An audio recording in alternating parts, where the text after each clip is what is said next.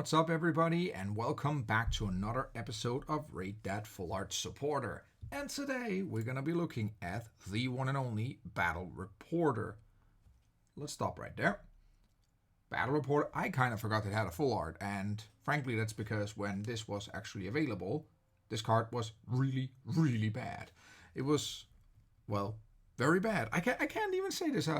I personally never used it because I found this card actually really, really bad. So I have some expectations this card is going to rank low already. But you know what? This is not a show about my opinion. It's a show about what do you guys think. So before we get into what this card was ranked at and how this card actually compares to many of the others, let's take a look what it can actually do. So, in this instance here, Battle Reporter lets you draw cards until you have the same number of cards in your hand as your opponent, which overall should net you, well, not a lot of cards. Often you actually question yourself, is just playing a How, Chiano, Charon, or whatever better? Or a Hop, right? So I have all four of them. Is it even better at this point here? And well, that's actually quite hard to answer because, well, from far as I know, there's not been conducted any extensive, statistics on how many cards on average you would draw on a Battle Reporter.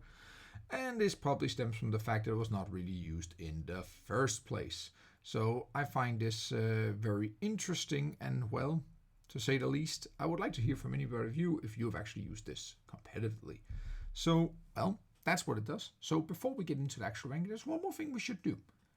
What is Battle Reporter named around the world, right? So in this case here, it actually falls pretty close for most languages. They do go for a Battle Reporter or a Journalist of Combat or Combat Journalist or simply a Combat Reporter. So everything falls quite close. I'm not going to sit here and butcher a lot of pronunciation because that would just make a lot of people mad at me. This is not a show how Stefan can pronounce stuff badly. Hopefully it's not. I don't think so at least. So now you can see what it's called in different languages. And now let's move on to see how this card actually holds up when we talk about how you guys rated it. Remember, the scale is from 1 to 5, 1 being bad, 5 being great. And as we can see here in Standard, thinking about when this card was legal in Standard, how bad was it? Or how good was it? In this case, it averages out at 2.06, which is not very good, and this also kind of confirms the whole idea that this card was not used very much. We do see even people value this at 4, and I'm very interested to hear what their reasoning was for this. It fortunately didn't come with the survey, but of course, as expected, most people, they rank this card quite low, and 2.06, not a good start, and only gets worse when we look at Expanded because there's simply just infinitely better options. With an average of 1.56, it kind of proves the point that, well, I actually think it's hard to find worse supporters out there. So let me know, is there any worse supporters out there? What do you think? And yeah, not going very well. But this is here where it actually can maybe redeem itself a bit when we look at uniqueness. Because look at this.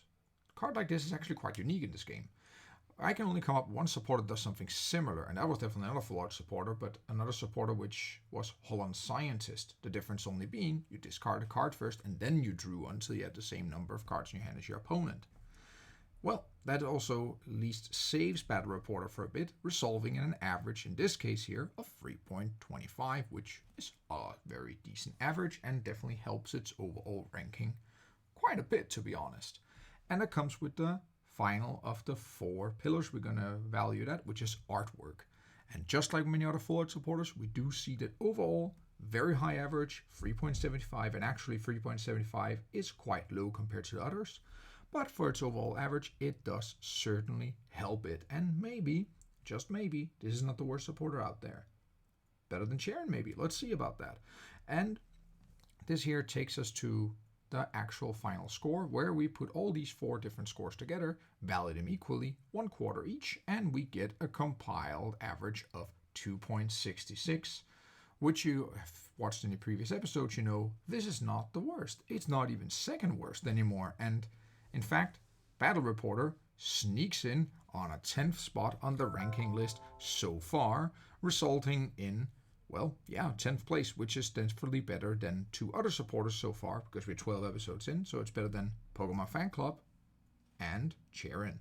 Charon, unfortunately, still holds the last place in this whole ranking, which is, well, quite unfortunate, but, you know, that's how it is. And that leaves us with the bonus facts.